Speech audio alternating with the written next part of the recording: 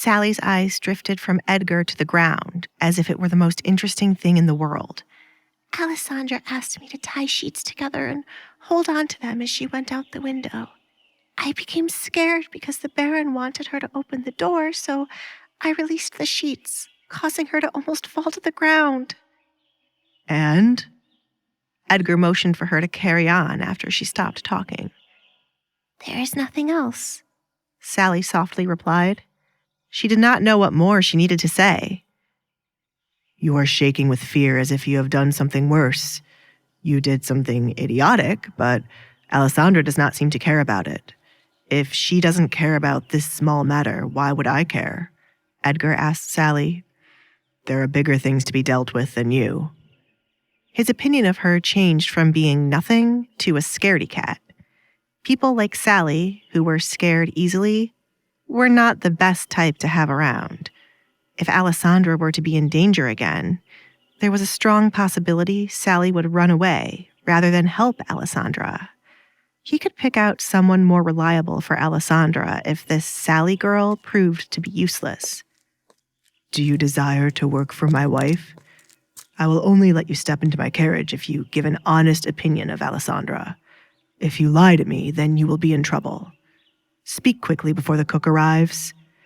Edgar looked past Sally to where Mario was coming with the bags. I don't know what to think of Alessandra. There are many rumors surrounding her face, cursing someone.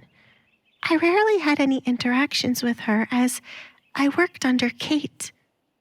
Why does it seem you are creating more reasons for why I should not take you? Edgar unintentionally glared at Sally. The fact that she once worked for Kate made her untrustworthy. Sally took one step back to get away from the suffocating atmosphere around Edgar. I am only speaking the truth, as you asked me to. The truth can annoy me, too. We will continue our conversation in the carriage. Get in, said Edgar. Her reply was honest, even though it annoyed him. They had no more time to waste standing around conversing, as the cook was now right beside them, and the butler was not too far behind. Edgar did not trust Mario, even though he claimed to be Alessandra's friend. No harm will come to me? Sally had to be certain before she took the carriage to her death. Being tortured by Kate was much better than dying. If you are not in the carriage before everything is packed up, consider it your fault for being left behind with these people. Make your decision quickly. Edgar wasn't Sally's motivation buddy to be encouraging her to get in the carriage. He already said there would be no trouble. Was she wishing for him to harm her? Annoyed with Sally already, Edgar got into the carriage, but left the door open for her to quickly make a choice. I would go with him. It is much better than staying here where you know Kate has it out for you. You can get paid more if you go with him. Go! Mario urged Sally. He knew where Sally lived, and when he wanted to know about Alessandra, he could go to Sally's home. What a hero, Edgar said out loud in a dry tone. He should change his job title from cook to hero. I really hate that man, Mario muttered, going to the back of the carriage to place Alessandra's bags. Are you staying? James questioned Sally as he passed by with a canvas and a bag. He didn't understand why the young girl was overthinking and taking so long to go with the Duke. He already told her to go with the Duke for a better life. Did she want to end up blackmailed like him? No. Sally made up her mind. As long as she served Alessandra properly, there would be no need to worry about her life. She was certain she could please Alessandra. However, the Duke was another story. She was completely terrified of him and thought even the slightest actions she did might anger him. Normally, I would have left you here, Edgar spoke as she entered the carriage. He didn't enjoy others having to convince her to work in his home.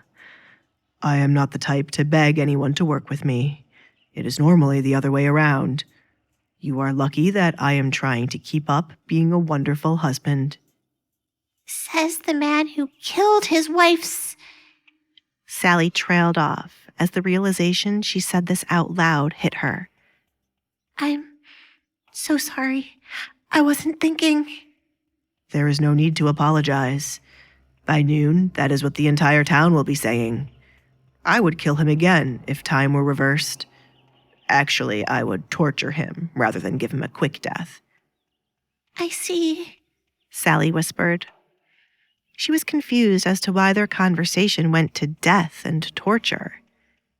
Before her family was ruined by debt, she had the pleasure of being in the same room as the Duke, not as a servant, but as a lady.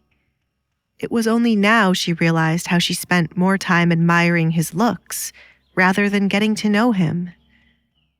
The boy which Sally once had a crush on now scared her as an adult. It was her mistake to only go by appearances and rumors from the other young women who liked Edgar. They were the ones to say Edgar was like a charming prince waiting to swoop his princess off her feet. Sally could only cringe at the thought now. Edgar was the evil prince waiting to kill the entire kingdom. Why are you staring at me so much? I am a married man, you know. Edgar happily interrupted Sally's daydream. What? Sally blushed, embarrassed she had been staring at Edgar this entire time. I was thinking about the past. I didn't know you in the past for you to be staring at me so much while you go over past memories. I have never met you before. Edgar was good at remembering faces, but had no idea who Sally was. We have met before. My family was rich before my father gambled too much and drowned us in debt. I attended many parties where you were in attendance, Sally said, full of hope that he would remember her. Did we speak? Sweetheart, there is a difference between meeting someone where you introduce yourself and staring from afar. You, my dear, were my stalker. Can you imagine how many people are out there saying that they've met me based on your logic? Edgar shook his head. This was similar to how Desmond claimed he knew Edgar well enough for Edgar to pay a visit to his party. I suppose you are right, Sally answered, seeing how they had never met. She was always close by, waiting for him to notice her, just like the other young ladies who hoped he would show interest in them. Had he noticed her, would she be the Duchess right now? Of course I'm right. Don't look so sad, as now you can say you have met me, and now you are working for me. Technically, you will work for Alessandra. Are we not done yet, Timothy?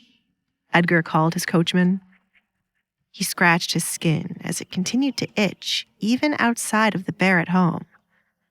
I am not going to die from poison, but from an itch caused by this home. A while ago, we had a problem with bugs in certain rooms, which bit the family. They were taken care of, but I think you sat in a spot where some remained, Sally said, as the way Edgar was relentlessly scratching his hand reminded her of how Kate was when she got bit.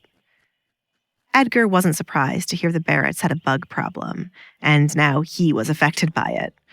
Had he stuck to his role of never visiting the home, he would not be in this predicament. The Barrett household was filled with nothing but negativity and bad luck.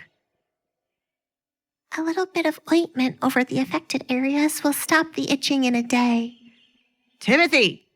Edgar yelled, startling Sally and everyone on the outside of the carriage. Get me the out of here before I lose my mind. Yes, sir! Please subscribe to the Pocket FM YouTube channel and press the bell icon for instant notification. Check out our channel for more such exciting shows.